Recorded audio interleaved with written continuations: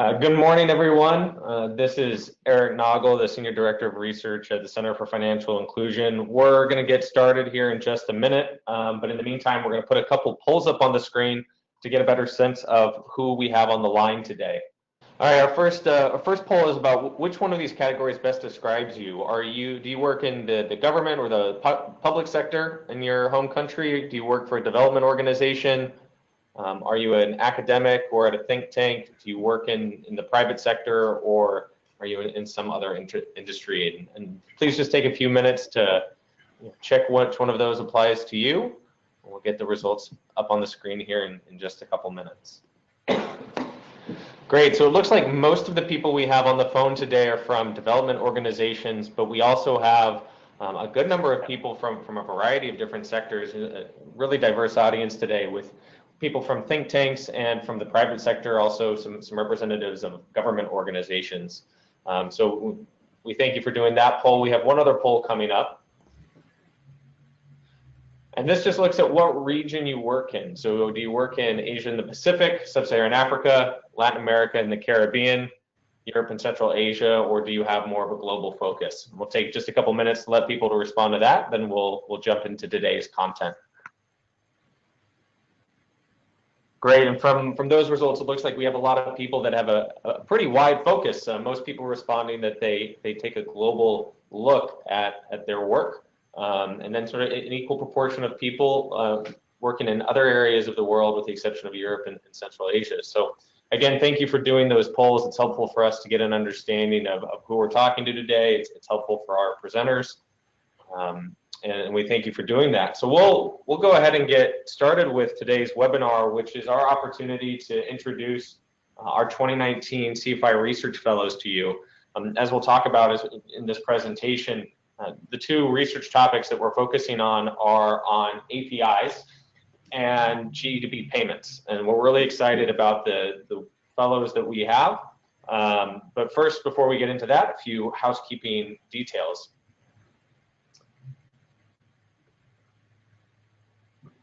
So in the GoToWebinar control panel, you'll see that you have a couple options of ways that you can interact with us. You're muted for the duration of the presentation, but you can raise your hand or use the chat function to ask us questions. We encourage you to send questions via chat throughout the presentations so that we can use those to spark our conversation at the end of Larry and Dan's presentations today.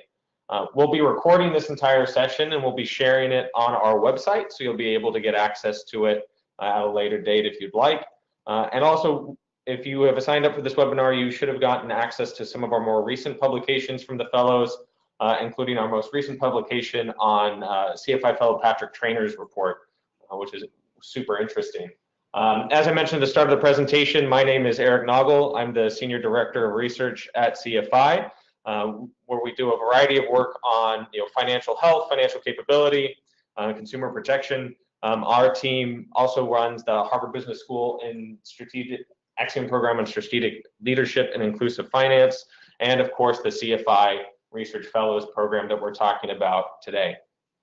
We're really excited about our two fellows this year, and their research wouldn't be possible without the support of FMO and Axiom International, so we're grateful to both of them for giving us the opportunity to share this work with you.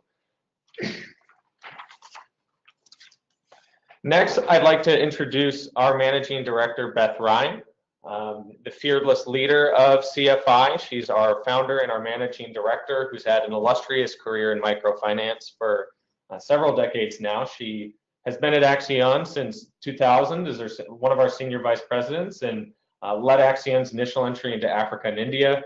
Previous to working here, she was with USAID, where she was the director of USAID's Office of Micro Enterprise Development. She's recognized as a leading thinker and writer in the field of financial inclusion and has published numerous articles and 4 books on the topic.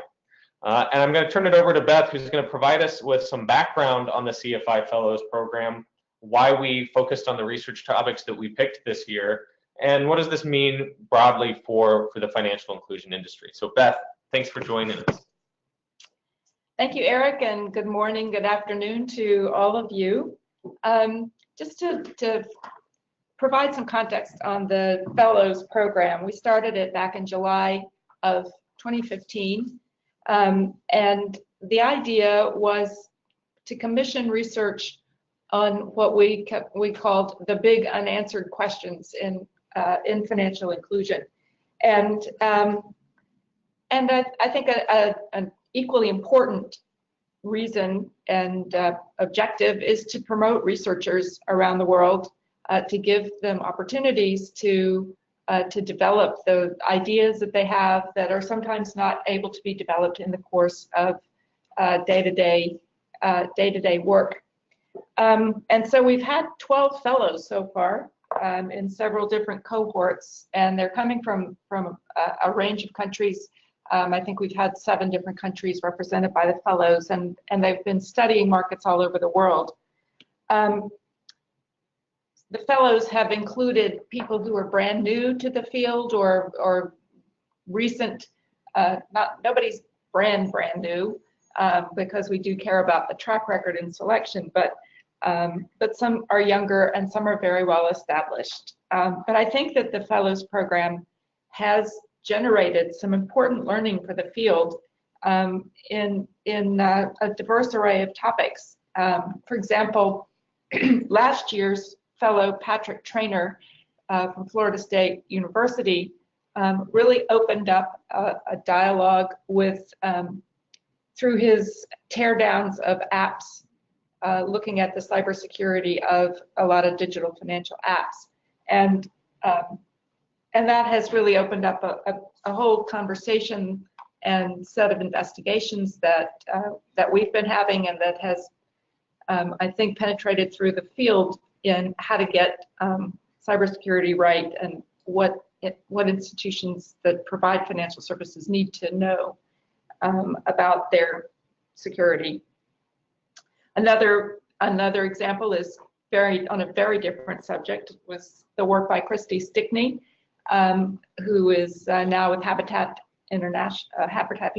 for Humanity. Christy looked at the growth trajectories of those micro enterprises that had become small businesses, and one is she discovered how rare they are, especially how rare such businesses are among women. But she also really identified some of the key stumbling blocks and enablers that enable those institutions to grow, or those small businesses to grow. And I think that's important with the increasing attention that's being given to small enterprise as a focus for financial inclusion work.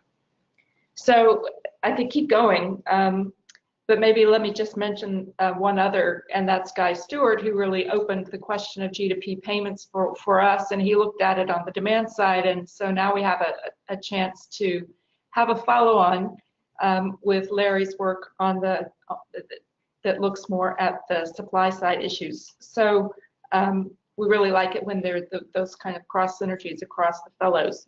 Just to give you a background on a little bit on how we do the fellows, we do have a process that's carried out largely on the CFI blog of soliciting ideas for research topics. What do people think are the really important questions that we should ask people to investigate? And then we ultimately boil it down to just a couple.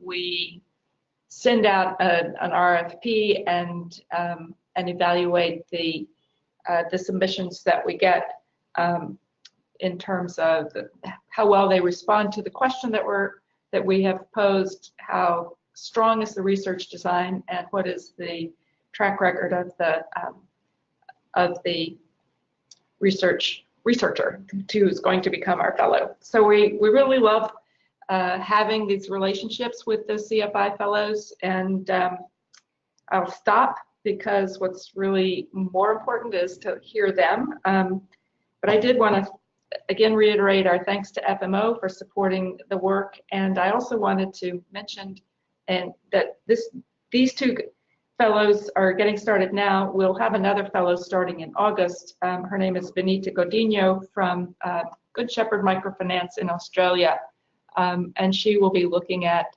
crossovers between the US and Australian market in promotion of savings. So that's it for me. Great, thanks, Beth. And with that, we'll get to our main event here, which is to be able to introduce our fellows. We're going to do this in tiers. So we're going to start with Dan Kleinbaum, our first of our 2019 fellows, and after his presentation, we'll formally introduce Larry and learn more about his work. So we're very excited to have Dan as part of our program this year. Dan is currently the entrepreneur in residence at the Digital Financial Services Lab, where he is actively supporting the next wave of globally scalable fintech companies and helping build out the fintech ecosystem. He's done some really interesting work. Prior to joining the DFS Lab, he was the co-founder and served as the COO at a company called Bionic, which was a payment aggregator offering streamlined APIs and streamlined tools for businesses to connect to mobile money networks throughout sub-Saharan Africa. And so when Dan applied to our program with that background, we thought, well, this is going to be a good match, given his practical experience interacting and deploying these types of technologies. In that role, he was responsible for all the day-to-day tasks, not related to technology, also that kept the business running and grew the business from idea stage into a profitable ongoing operation that is still in existence today. And I think this might be my favorite section of the bio that I got about Dan, which is that in his past lives, he has spent years as a camp counselor, consulted with Fortune 500 companies on sustainability and corporate responsibility. And I'm going to ask questions about this later, Dan. You once opened a nonprofit gelato shop in Benton Harbor, Michigan, which I think is going to be relevant experience to this entire project. So Dan, welcome.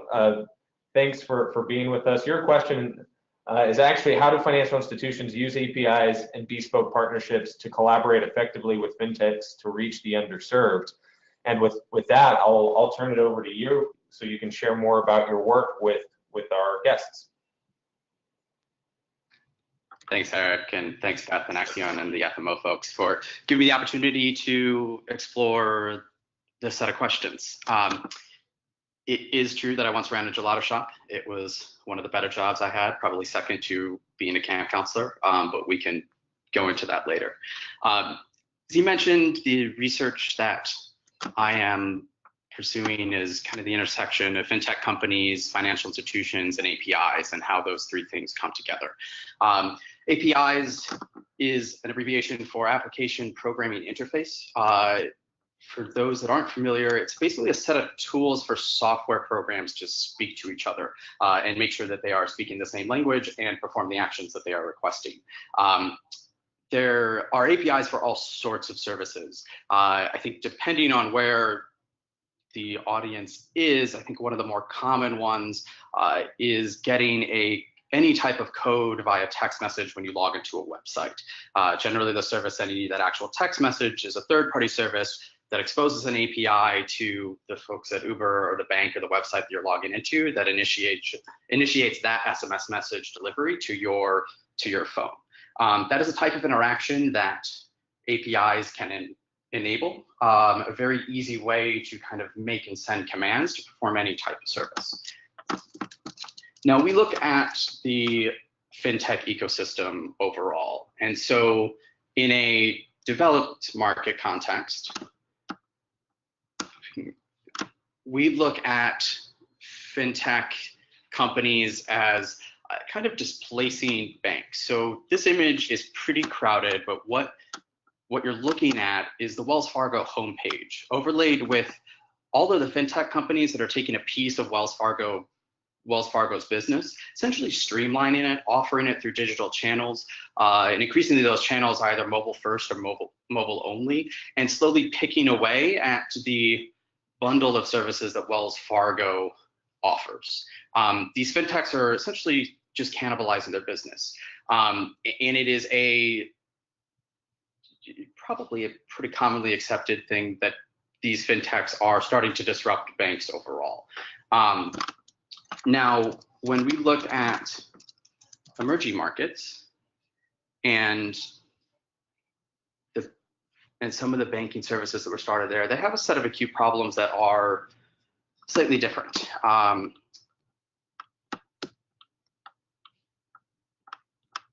So whether or not this is an advantage we can debate, but Wells Fargo was started in 1854, and we look at the biggest banks in sub-Saharan Africa, where I've spent most of my time working. Equity was started in 1985, as well as EcoBank was also started in that same year.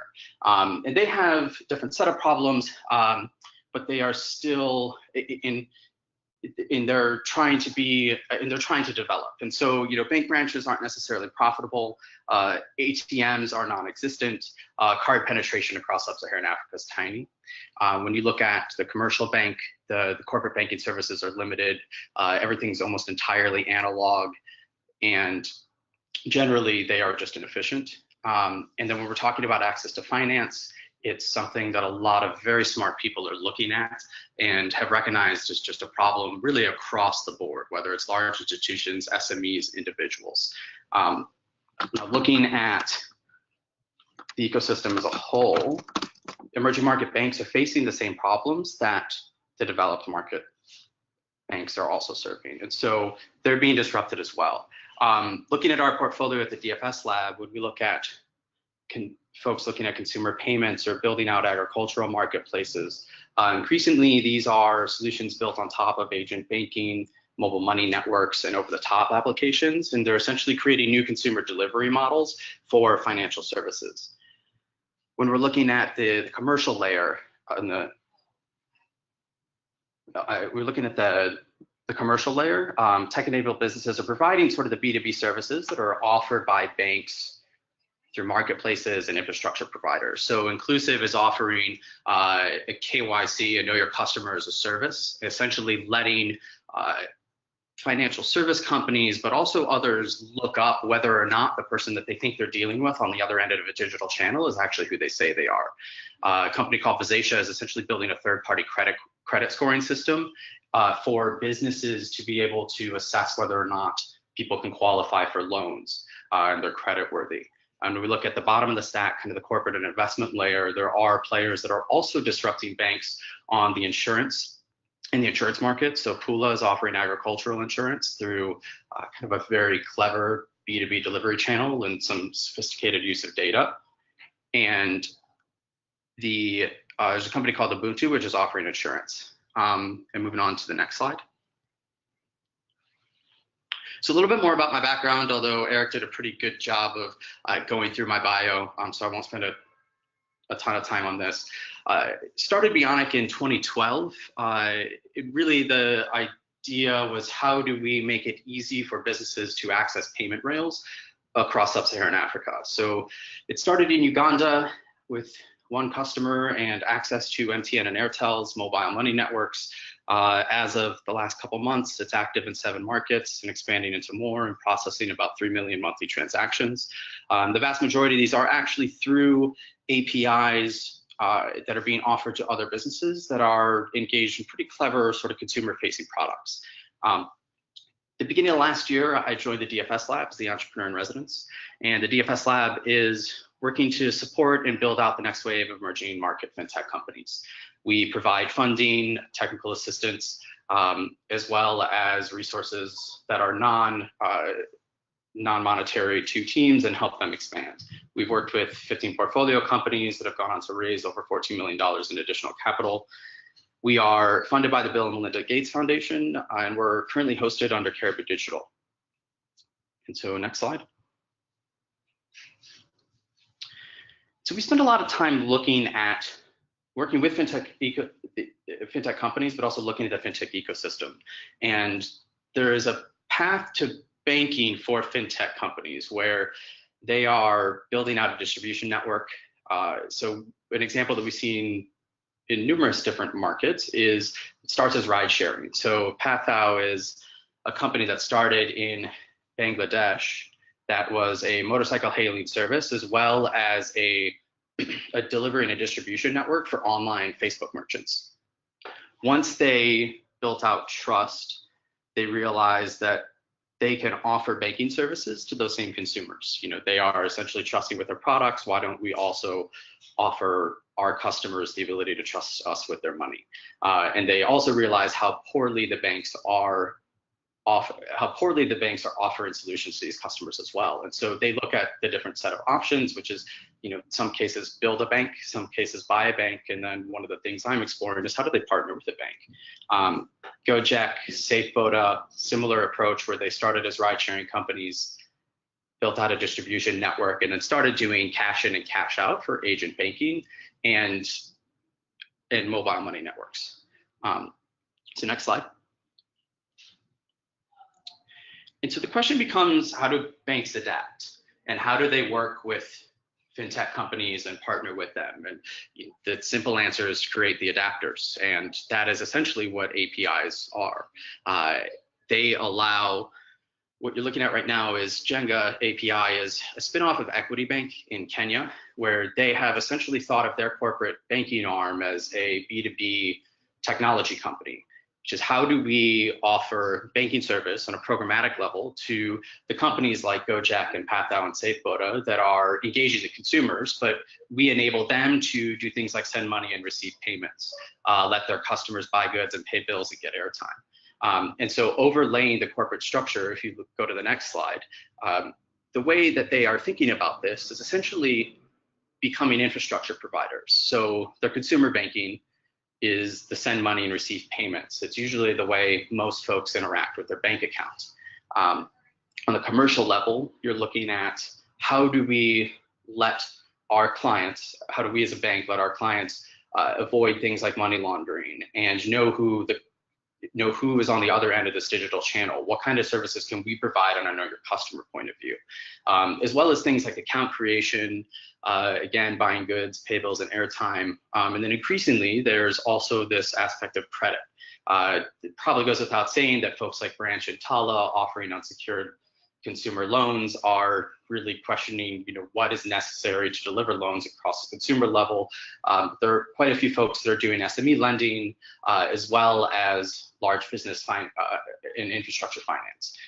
And so these banks are becoming infrastructure providers, and the way that they are engaging with companies is really through a set of APIs that let their customers perform these actions very easily. So moving on to the next slide. Now, the question becomes, is it working? You know, the short answer is we don't know yet. That is the things that we are starting to explore. CGAP has done a few discrete projects with a series of partners, from MTN to a company called Hover based out of Seattle, to look at how they can open up APIs to financial services. But there's a couple different models to how APIs are currently being offered.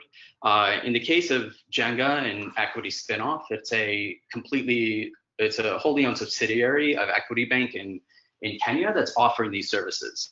And so this is essentially an in-house team, and there's a massive investment that Equity has made into FinServe. They have 100 employees.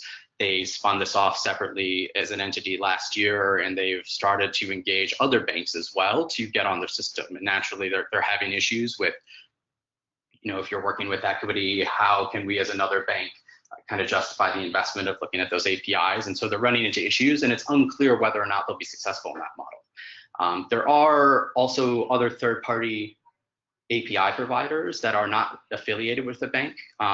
So FinConnecta and the FinForward program that FMO ran was a way to engage banks on a kind of less monetarily and personnel intensive level, where they let folks use a common API infrastructure and then try to engage fintechs on the other end to build on infrastructure.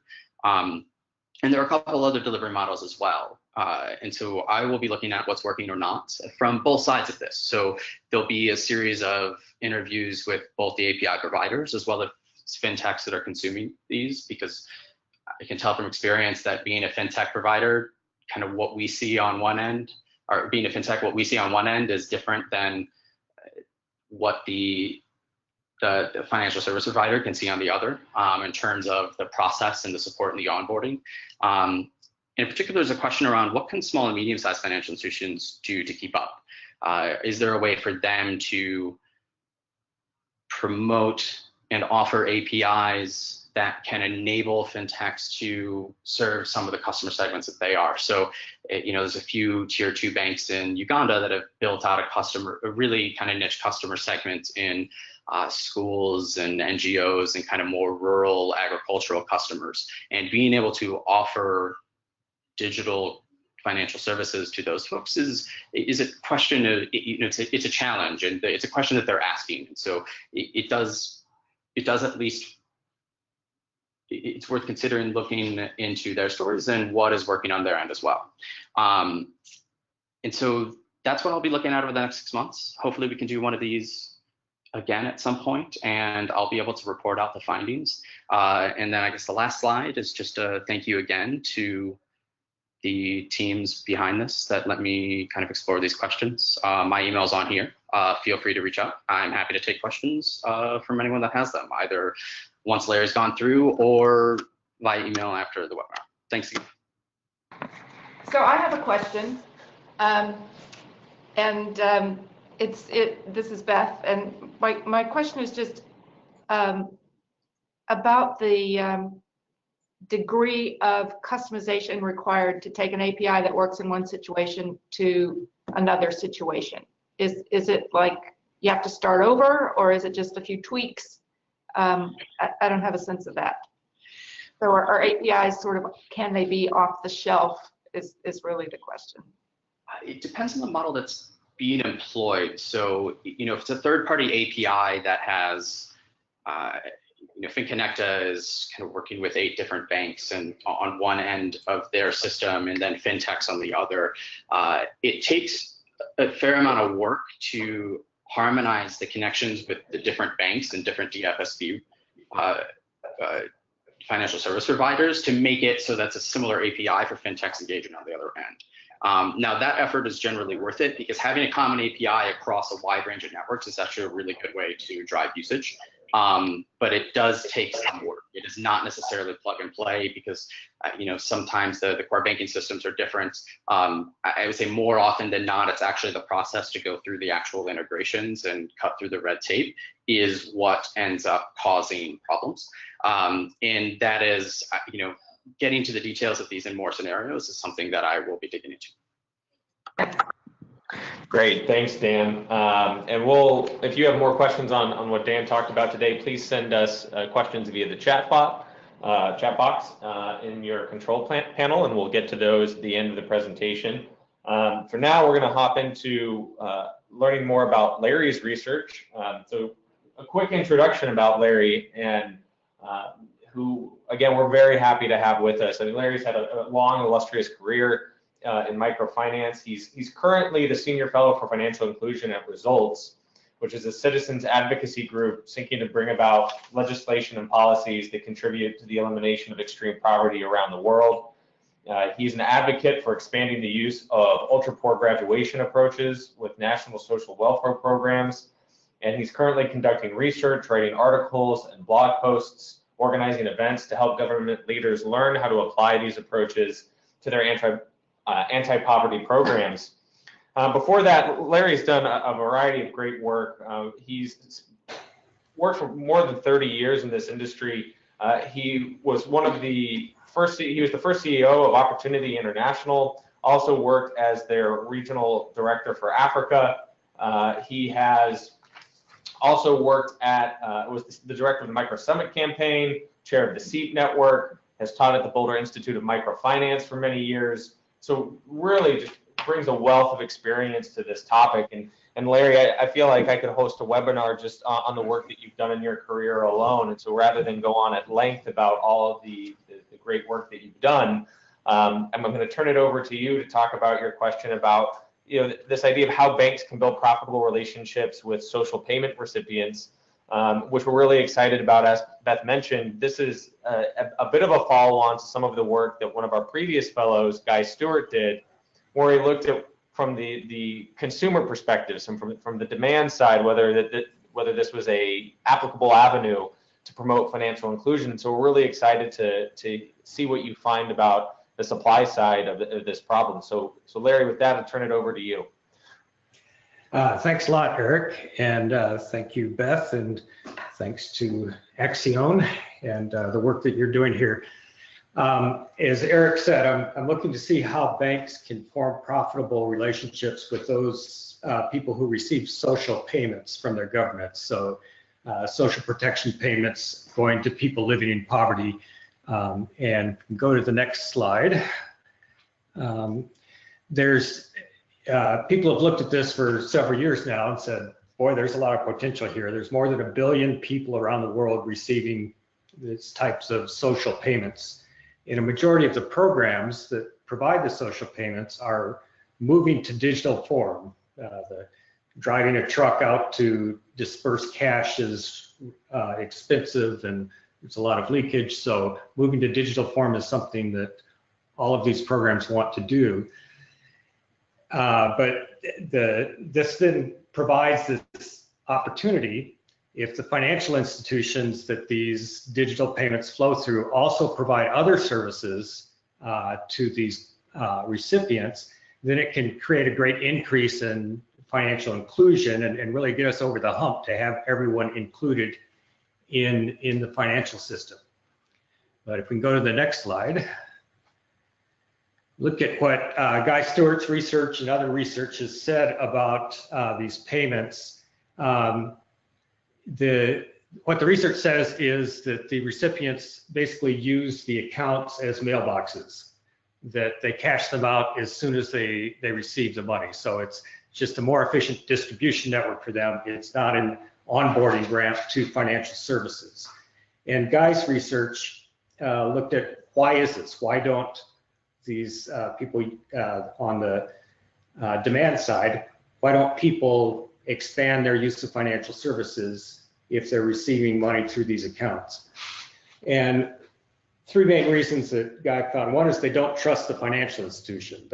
They have very little interaction with the financial institution. They don't really know it.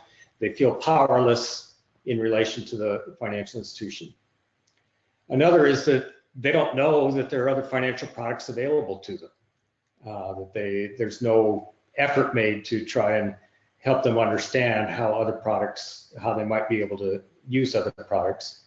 And they don't see any benefit in leaving money in their account, partly because the people that they interact with don't have digital accounts, partly because they know how to manage money in cash. They've been doing that all their life. They're not sure how to manage digital funds, and it's just easier for them to do what they've always done before.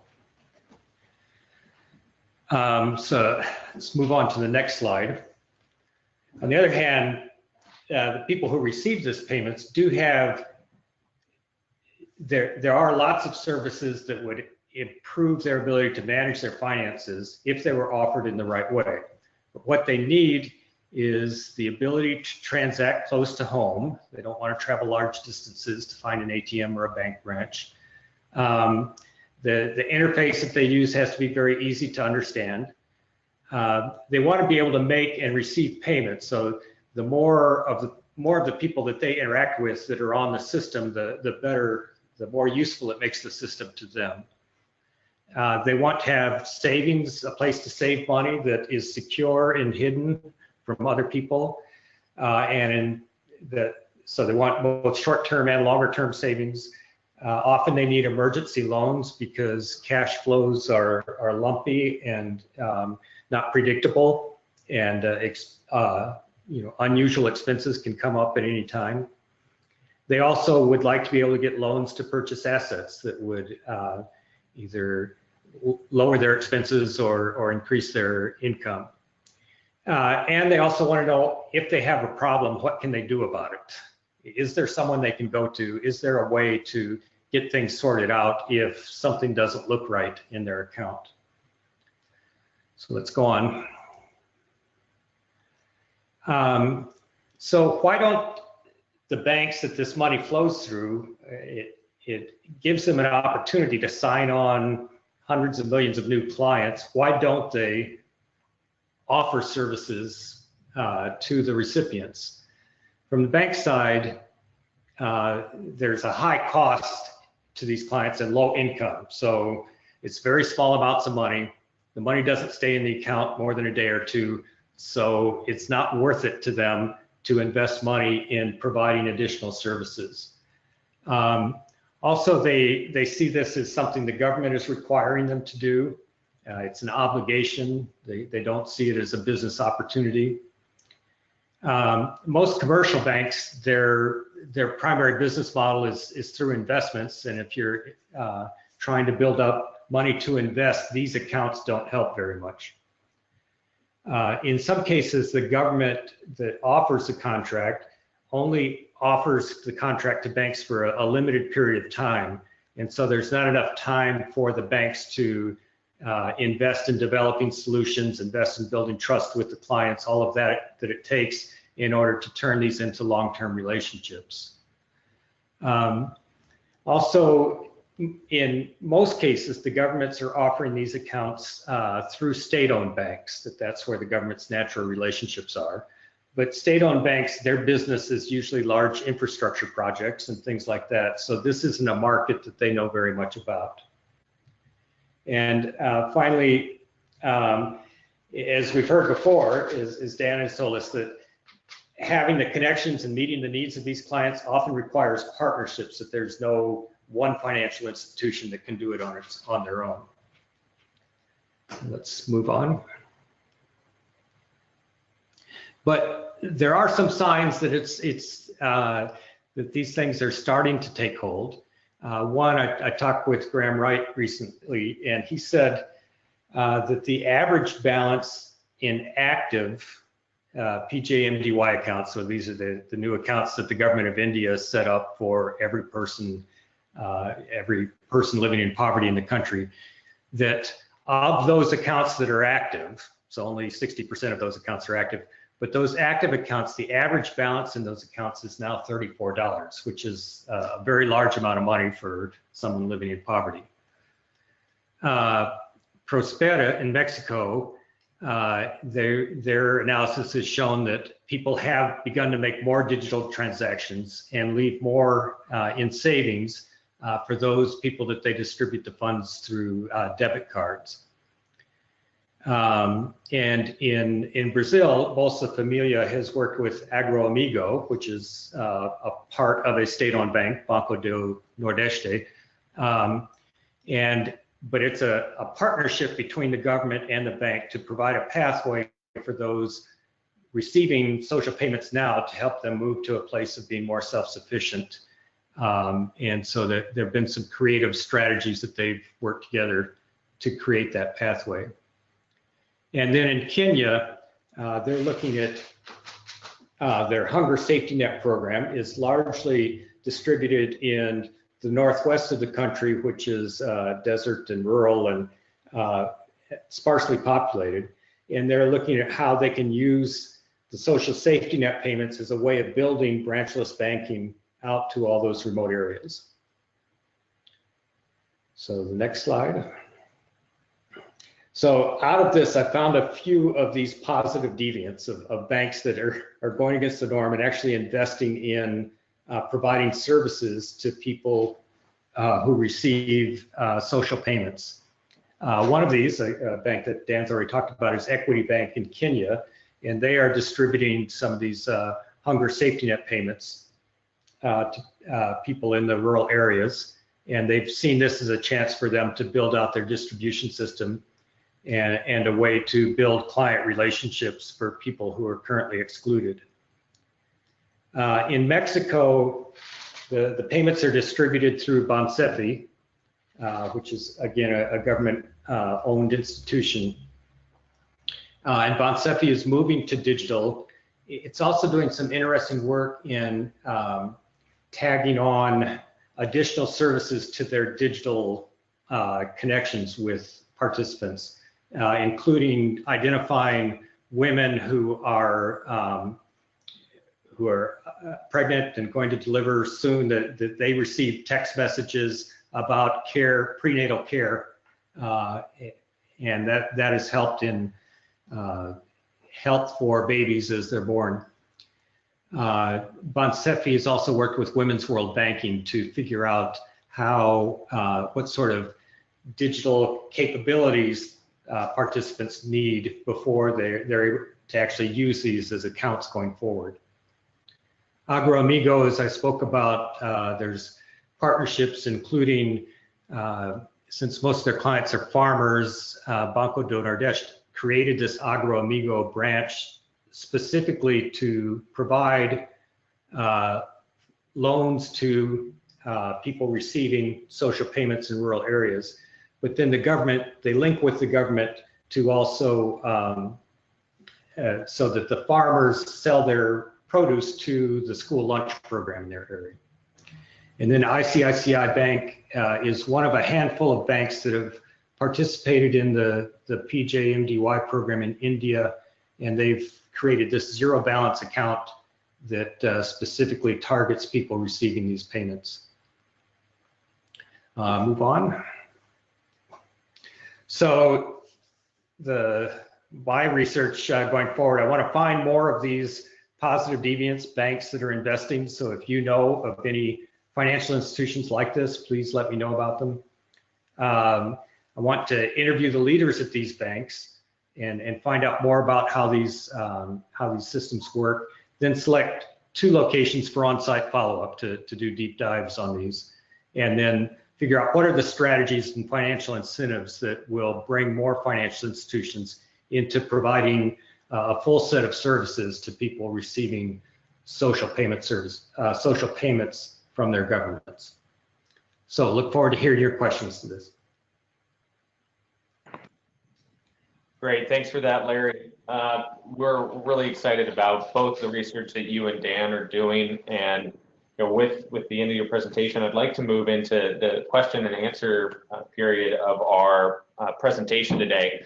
We've gotten a few questions through the chat already, but if you have questions, please send them through. You can also raise your hand in the control panel to let us know that you have a question, and we can unmute you so you can ask it to our panelists. So several questions coming through. Dan, I'll start with you. One of the questions that came up was the degree to which regulation and the attitude towards regulation matter for API, specifically within sub-Saharan Africa. Yeah, the short answer to that question is I would pay a lot of money to sit inside the head of a regulator and know what their thoughts are. So it's hard to tell. There's definitely incentives to promote and offer APIs, and I think that forward-thinking regulators are starting to realize that and coming up with regulatory regimes to do that.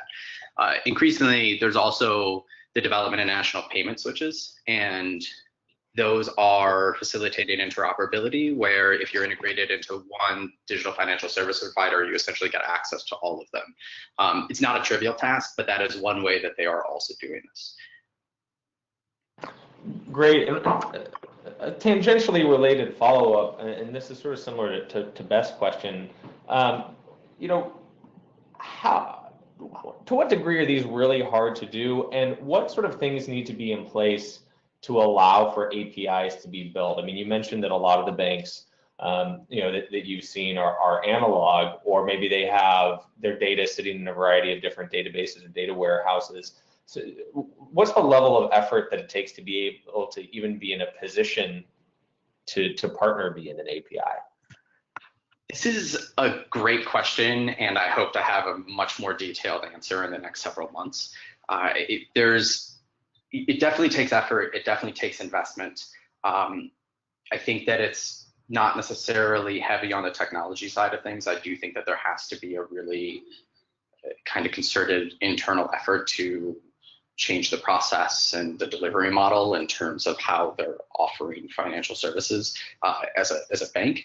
But the level of effort, the details, the investment, it seems to be high. I don't necessarily know yet what that means.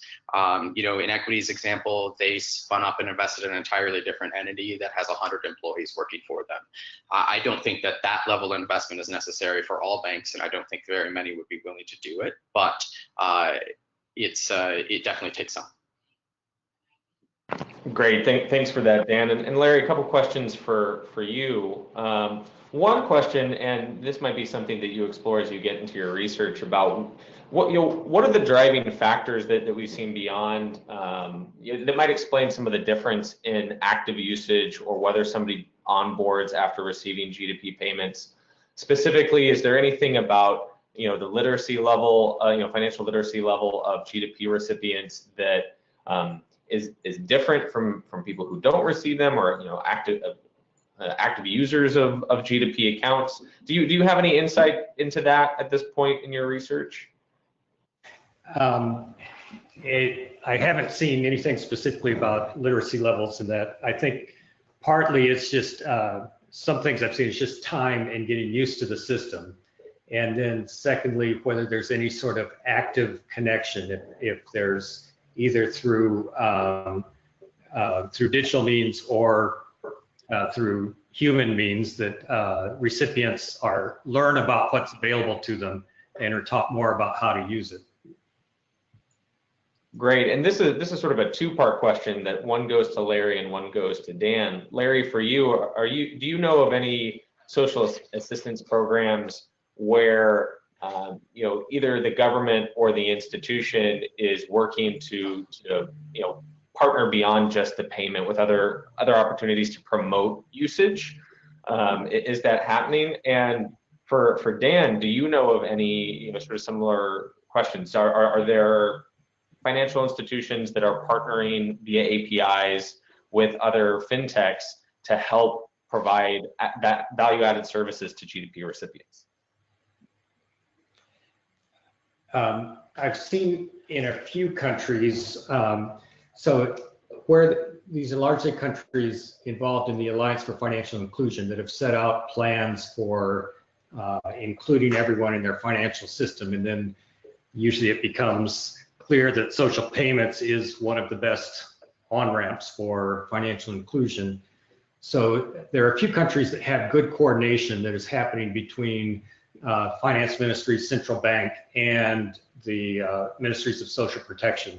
And so where they can come up with a common strategy, then this channel is used for financial inclusion and social payments. In most countries, these are different silos that rarely talk to each other, and so that coordination doesn't happen.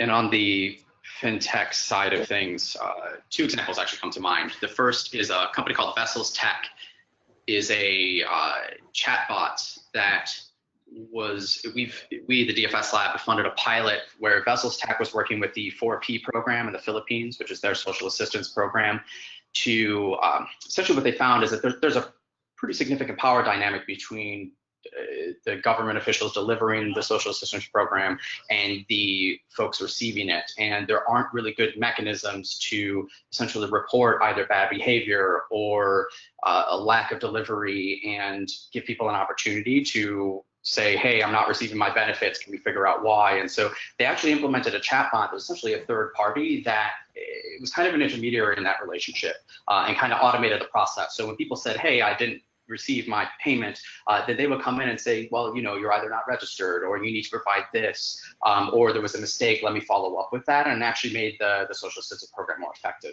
The second one that comes to mind is Bionic set down a path to work with the government of Somalia and the central bank there to implement a GDP program. And whether or not that is successful remains to be seen. But the idea was the central bank wanted to start paying their government workers via the mobile money networks there. And this is in South Central Somalia, so based in Mogadishu and not Somaliland. And it is a very, very complicated environment and pretty, from a political perspective, it's been hard to implement. And so it's less on the technology side and much more on the process that is causing the issues there. But those are the two examples that come to mind on how fintechs are engaging with banks on social assistance and GDP programs. Great. I mean, it's excellent to hear those examples, Dan. We always like opportunities to cross-collaborate between our fellows, and so I'm sure those will be interesting things for Larry to look at. Another question for you, Larry. This one I'm going to read verbatim because it's a little bit longer. But the question starts with a little bit of an explainer. Your hypothesis appears to be based on individual financial institutions. There's an alternative hypothesis that the viability may be driven also from a more efficient ecosystem where GDP recipients use services from multiple providers. So two questions related to that. One, to what extent will you consider payment system fees as part of the provider business model? And two, to what extent are the ecosystems in which providers operate determining factors in the viability of G2P links to financial services? Yeah, thanks, Dan. Great questions. So system fees are an important part. System fees will drive the income of the provider, but also be a disincentive to using the system from the recipients. And that's one of the challenges going forward. Originally, when I looked at this, I thought, like in India, payment banks would be the people most interested in this because they get their money off of transaction fees. But as I checked into it and checked with people there, they told me, yeah, but they're lousy banks. They don't know how to do banking very well. So that's one of the things. What type of business model works best? Is it one based on transaction fees or one based on long-term customer relationships? On the ecosystems and how the ecosystem determines the viability, that's I think going to be a key part of this. When I was in Rwanda, I saw that the government there has given point of sale devices to most every business in the country. And so that's a way of, including market stalls. It's the first time I've bought local handicrafts from a market stall and paid with my credit card. But part of this, so the government, instead of subsidizing the banks to go out, they subsidize the point of sale devices, and that's created a system where everybody can now pay through mobile means. And so that, I think that's another determining factor is for the recipients, are there other places where I can use my digital account that makes it more efficient for me than having to carry cash? So yeah, that's going to be a key part going forward. Great, thanks for that, Larry. And Dan, back to you with a question. This gets back to the question of, Beth asked about whether there's sort of an off-the-shelf version of the API that you could use across a variety of partners. And you talked a little bit about payments, which is one of the questions that we have is, forget working sort of across a range of different institutions. Let's say you work with one international, major bank or major mobile money provider, like an MTN.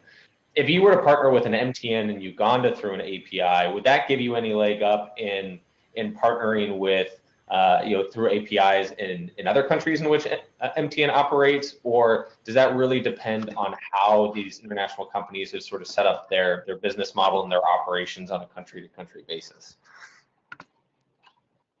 The short answer is no, it doesn't really give you a leg up in other places. That's the answer for today. There is some movement towards offering open APIs across the footprint. I think that the folks like MTN Uganda who have launched this and seen that it is successful, they've essentially used that as a pilot to say, is this something that we want to do across our footprints? So they are getting there, and I know the folks at CCAP are probably engaging with them on what the next steps are. I actually don't know where that stands, but I have met some folks at MTN that are looking at how they can do this, but it certainly takes time.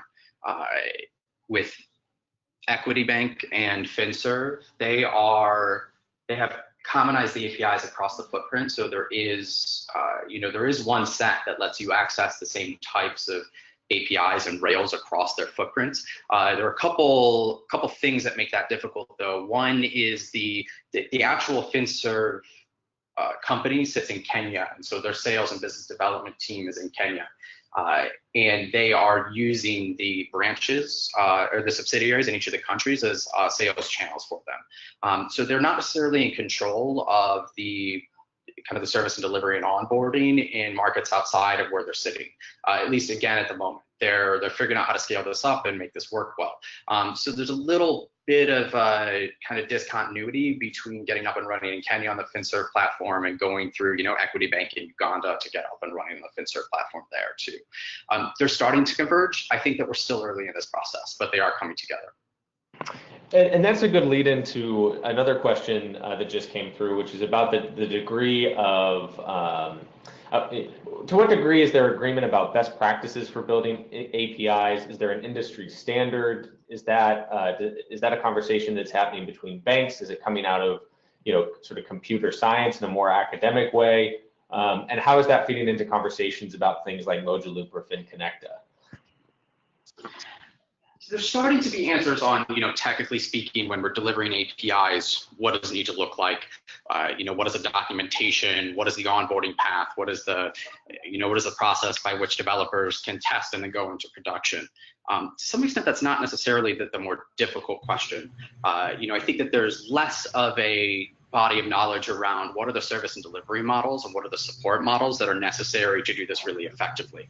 And a lot of that is because technology and sort of standardizing, they're a little bit easier than standardizing what the onboarding process looks like for tech companies in Pakistan if they're working with a bank there or working with MTN Uganda on the mobile money platform there. It's a good question of, is there going to be a set of common knowledge of these are the things that come out of this? It's one of the things that I'm actually really hoping to explore. One of the things that I think actually makes more of a difference than most folks that are looking at implementing APIs actually take into consideration. And I'd like to start drawing some of those stories out.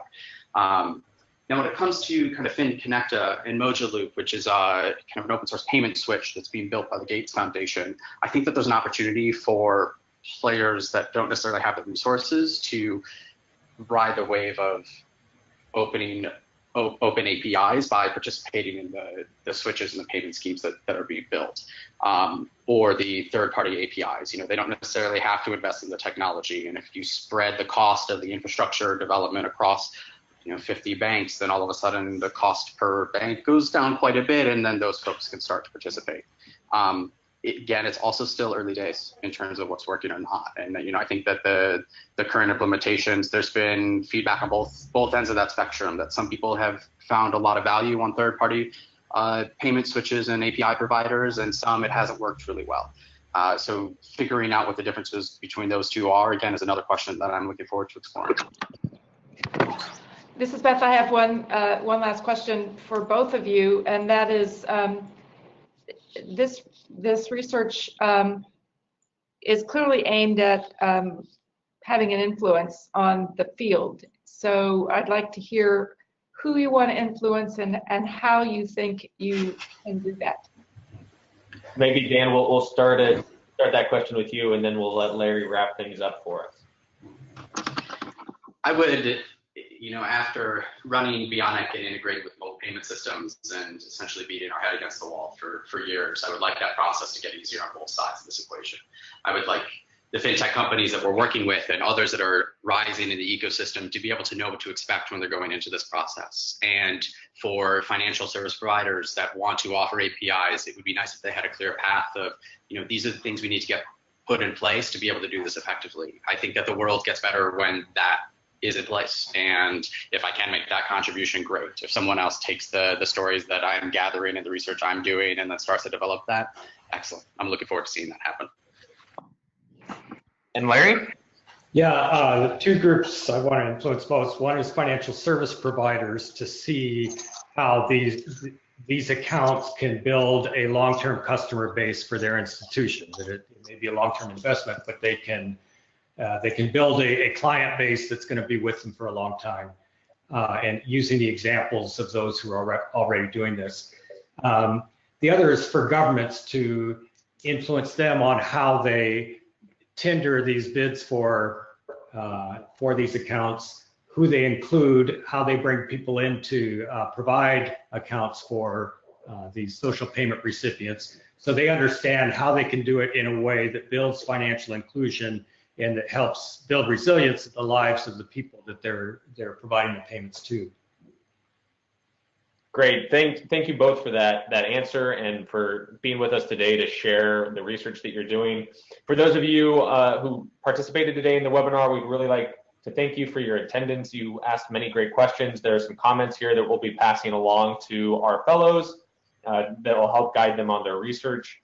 In the meantime, please stay in touch with us at CFI and with these projects. You can learn more about the Fellows Program on our website. You can Google CFI Fellows Program. You can get yourself right there. We'll be sending out updates. Our fellows will be blogging, so please sign up for our blog digests. And we're really looking forward to seeing what the two of you come up with. So again, thanks to Dan and Larry and to everybody who joined us today.